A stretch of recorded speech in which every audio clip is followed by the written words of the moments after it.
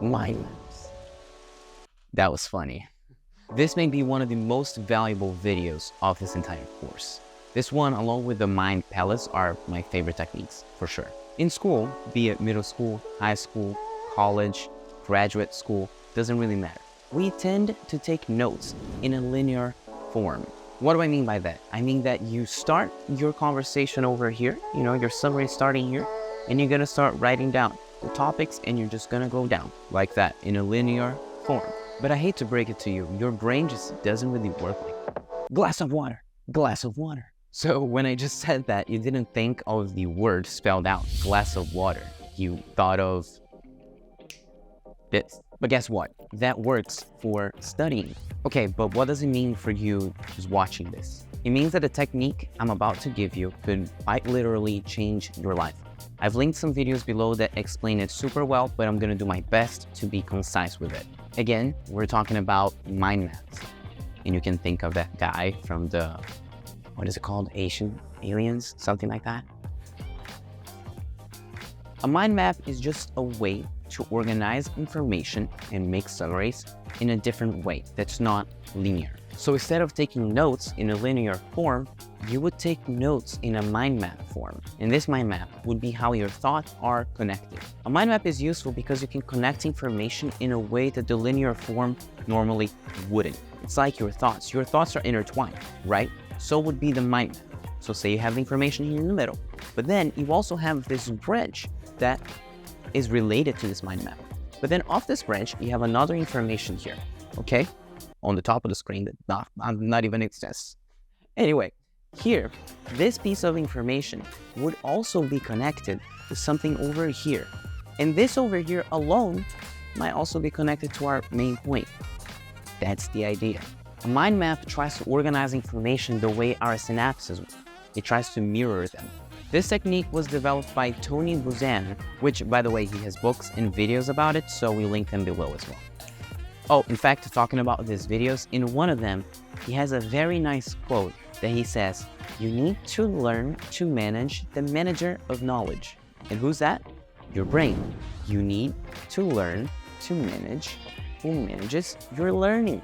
And mind maps can be useful in virtually any scenario in your life, from taking high school notes to preparing for a presentation or a conversation with a client. Well, not only because they are a visual memory, but they also help kinesthetic learners.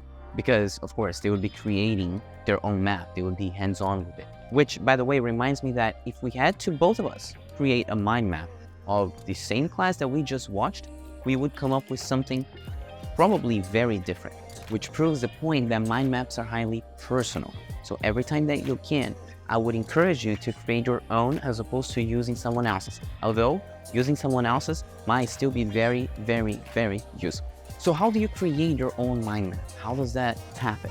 What do you need to do?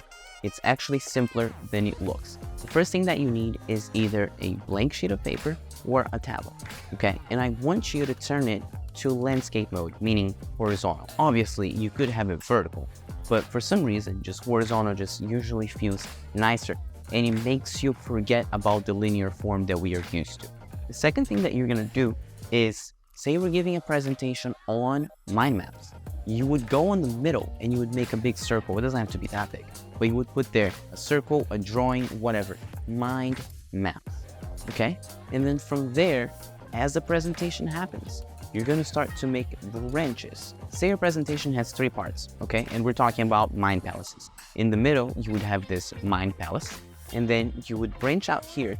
And the first thing I wanted to tell you was about how we don't remember things like we usually think about, the linear form, okay? Now, the second part of this presentation would be introducing you to mind palaces. And then the third one would be precisely explaining how to do them, okay? And the cool thing is that as you look at it later, and again, you can draw, you can write down, you can do whatever you want inside these boxes, whatever suits you. I used to draw a lot, so that was fun for me. But what I mean is, now once you take this sheet of paper or tablet or whatever, you're going to remember the information there in a glimpse by just looking at it differently from when you have a summary that looks like every single other summary you've ever made in your life. Now, what I would encourage you to do though, is to use keywords as opposed to using sentences. The whole point of this mind map is for you to look at it later and be like, oh, okay, I remember what's going on. So if you have to say that John bought 5 apples, don't write down John has bought 5 apples. You can do John, the number 5, and then draw an apple. And then maybe the dollar sign. I don't know. You see the point?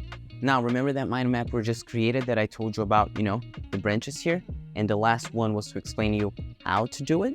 Well, let me add you another one, and let's distinguish the mind map from flowcharts. The difference is that a flowchart is a hierarchy. It's hierarchical. In other words, you have information A that comes from information B that comes from information C, and so and so and so, or up and down. Doesn't really matter. The mind map is all over the place. There is no difference per se in the information that you're writing down. So in other words, I want you to imagine that whenever you need a chronological order for something, or you need a hierarchy, well, that's when you're going to use flowcharts. The mind map, think of a tree, think of a brain, think of connections, okay? For the most part, most pieces of information are not necessarily going to be structured like that. So if you're just trying to guess, usually mind maps will be the best guess. There are hundreds of thousands of people talking about how mind maps can be beneficial. Feel free to go find videos, feel free to go read about it, feel free to rewatch this video. Again, this technique can be extremely beneficial to you.